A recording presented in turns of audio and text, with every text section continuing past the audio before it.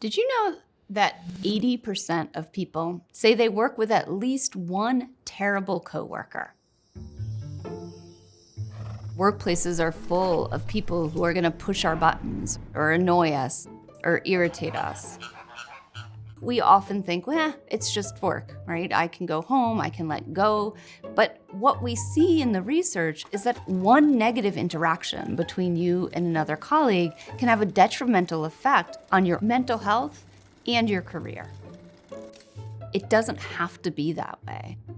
I'm Amy Gallo. I'm the co-host of Harvard Business Review's Women at Work podcast and the author of Getting Along: How to Work with Anyone, Even Difficult People.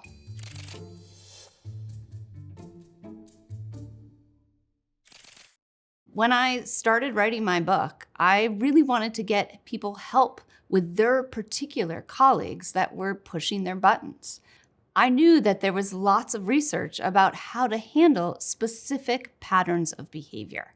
So I developed 8 archetypes of people we find most annoying at work and how to address those patterns of behavior to get the results that you want. The 8 archetypes are the insecure boss, the pessimist, the victim, the passive-aggressive peer, the know-it-all, the tormentor, the biased coworker, and the political operator. I've divided the patterns of behavior into 8 archetypes because I want you to be able to get the specific advice that you need, and perhaps more importantly, to make sense of the behavior that you're observing in your colleague. Of your 8 archetypes, what are your 3 favorites? None of the archetypes are my favorite because they're all not that fun to deal with. But I think the 3 most difficult archetypes to get along with are, number 1, the passive-aggressive peer. The person who says one thing, then does another, or acts as if they're really angry, but when you ask them how they're doing, they say, "I'm just fine."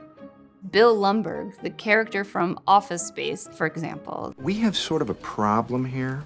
Yeah, you apparently didn't put one of the new cover sheets on your TPS reports. Did you see the memo about this? When someone is behaving passive-aggressively, recognize that they're probably not being passive-aggressive on purpose. Chances are they're afraid of something. They're afraid of failure or rejection. They're conflict averse, or they feel powerless. You can try to understand a little bit more about what's underneath that. You won't call them passive-aggressive. Ideally, you will not dismiss them for that behavior, but you'll use that understanding to allow room for them to articulate their thoughts and feelings in a more direct way. The second is the insecure boss. They tend to micromanage. You might think about Michael Scott from The Office. Here's what's going to happen. I am going to have to fix you, manage you on a more personal scale, a more micro form of management. Jim, what is that called? Microagement? Boom. Yes. Their lack of security can often make you question yourself. One of the tactics right away is to point out what they're good at. And it has to be something you genuinely feel they're good at. Are they good at pointing out risks? Are they good at bringing the team together? Point that out. Tell them that you appreciate it, if you do. The third archetype that I find incredibly challenging is the tormentor. This archetype is most like Darth Vader.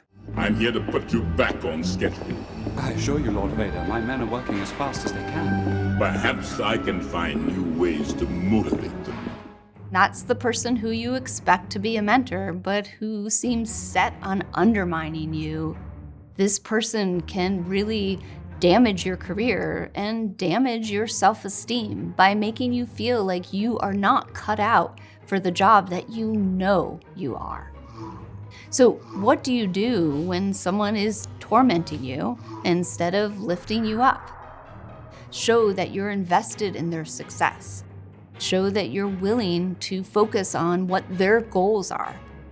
You are not challenging them. You're not threatening them. When you have a negative interaction with a colleague, it is tempting to focus on all the ways that you would like them to change. But You cannot always control how they think, what they value, and how they behave.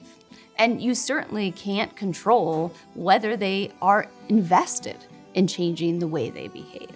What you can impact is the way you think about and react to them, and then how you behave, which will not only change the dynamic between you, but will also model the behavior that you hope to see from them.